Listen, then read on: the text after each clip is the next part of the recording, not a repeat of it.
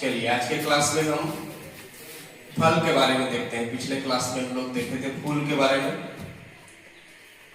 तो फल क्या होता है ना, किसी भी पौधे का मुख्य अभिलक्षण होता है और यह प्रायः किससे विकसित होता है? बीज से विकसित होता है। यह प्रायः बीज से, जब बीज का विकास होता है तब वह फल के रूप में विकसित हो जाता है।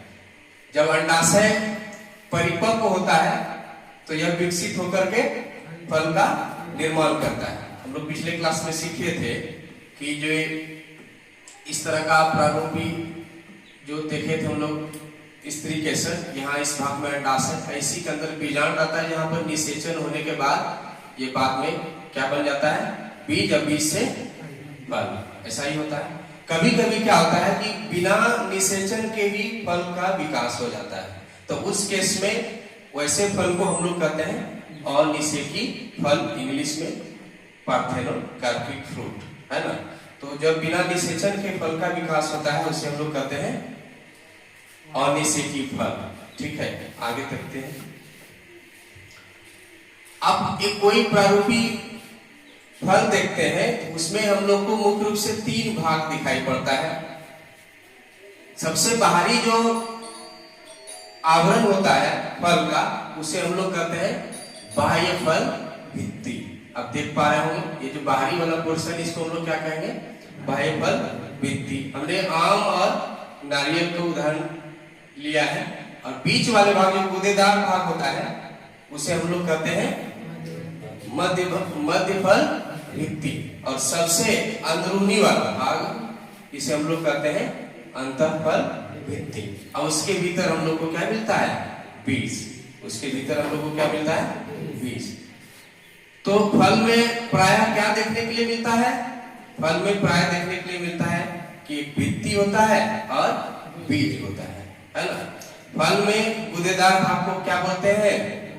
मध्य फल भित्ति। ये जो गूदेदार भाग, जैसे अभी आम का सीजन है तो ये आम जो खाने वाला भाग है उसे हम लोग कहते हैं मध्य फल भित्ति।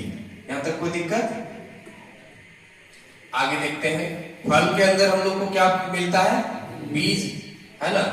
तो बीज का निर्माण कैसे होता है? तो अभी तुरंत बताए थे कि इस तरीके से के निचले भाग ये जो अंडाशय है इसके अंदर बीजांड रहता है, उसी से बीज का निर्माण होता है। जब इसमें निषेचन होता है, जब इसमें निषेचन के बाद बीजांड से किसका निर्माण होता है? बीज का निर्माण होता है।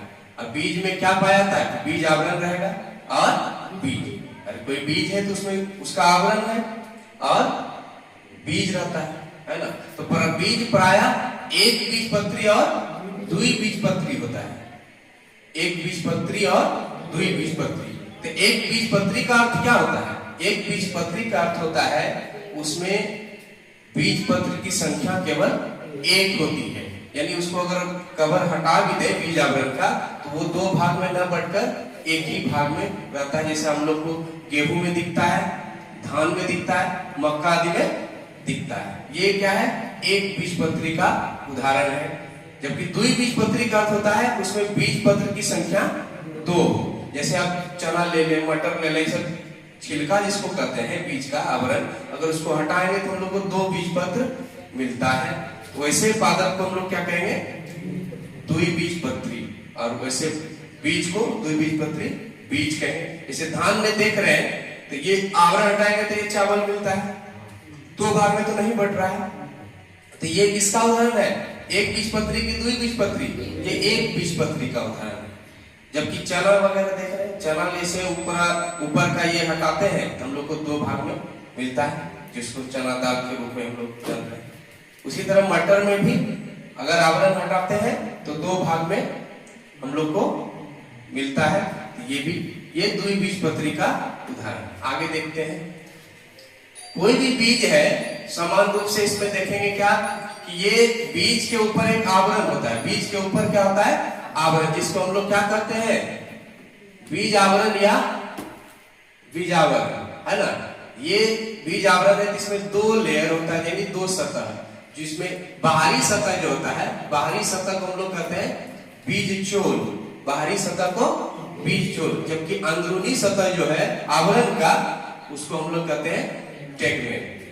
अंदरूनी सतह को टेगमेंट कहते हैं। अब देखिए कि कोई द्विबीजपत्री पौधा, ये बीज जो है वो जब उसको सींचते हैं तो इस रूप में वह बिखरने लगता है और ऊपर से एक अंकुर निकलता है, नीचे से एक अंकुर निकलता है। ऊपर वाले भाग को हम लोग कहते हैं ब्रांकुर और भीतर जमीन की ओर जो जा रहा है उसको हम लोग कहते हैं विलांकुर। और ये क्या है?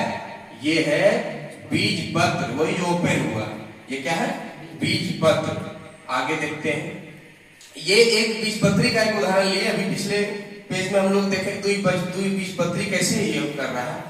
ये एक बीजपत्री में हम लोग उदाहरण लिए मक्का का। तो मक्का का कुछ इस प्रकार का स्ट्रक्चर है, इसके अंदर में जो है ना भ्रूणपोष पाया जाता है। इसी से भ्रूण को क्या मिलता है? पोषण, है ना। पोषण के लिए इसमें क्या है? भ्रूणपोष। और ये जो भाग दिख रहा है ये हम लोग का क्या है? भ्रूण है। ये भाग भ्रूण, यहीं से वो विकसित हो रहा है और नया पादप जो भी है बनेगा। फिर इसके अगले क्लास में हम लोग नया चीज सीखेंगे।